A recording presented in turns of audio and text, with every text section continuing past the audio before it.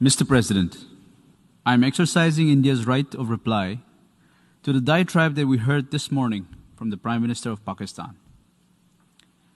Mr. President, this August forum witnessed today a new low on its 75th anniversary. The leader of Pakistan today called for those who incite hate and violence to be outlawed. But, as he went on, we were left wondering, was he referring to himself? This hall heard the incessant rant of someone who had nothing to show for himself, who had no achievements to speak of, and no reasonable suggestion to offer to the world. Instead, we saw lies, misinformation, warmongering, and malice spread through this assembly. The words used today at this great assembly by the leader of Pakistan demean the very essence of the United Nations. For a nation that is deeply buried in medievalism, it is understandable that the tenets of a modern civilized society, such as peace, dialogue, and diplomacy, are far-fetched. Allow me, Mr. President, to jog their minds a little about the stellar record of Pakistan. This is the country that brought genocide to South Asia 39 years back when it killed its own people. This is also the country that is shameless enough not to offer a sincere apology for the horrors it perpetrated even after so many years. This is the same country that provides pensions for dreaded and listed terrorists out of state funds. This is the same country that has the dubious distinction of hosting the largest number of terrorists proscribed by the United Nations.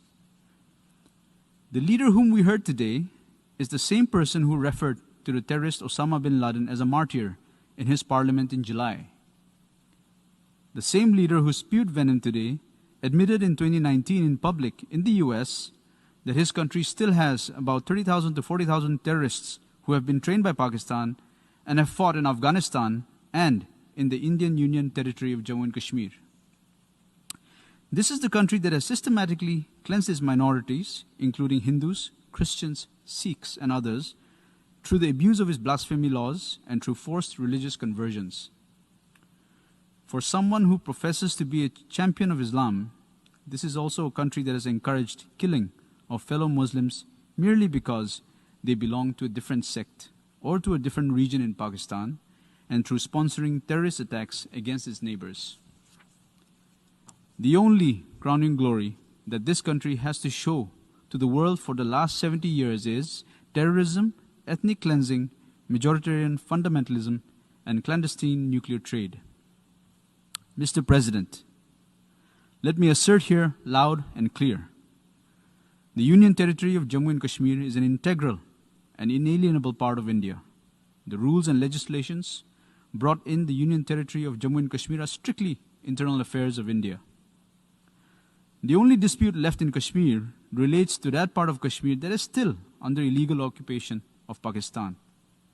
We call upon Pakistan to vacate all those areas that it is in illegal occupation of. What should rather be on the agenda of the United Nations is Pakistan's deep state and its unrelenting political and financial support to terrorist organizations and mercenaries which are a threat to global peace and security.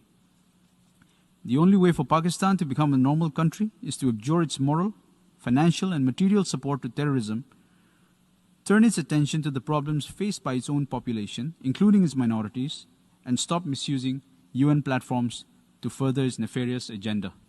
Thank you, Mr. President.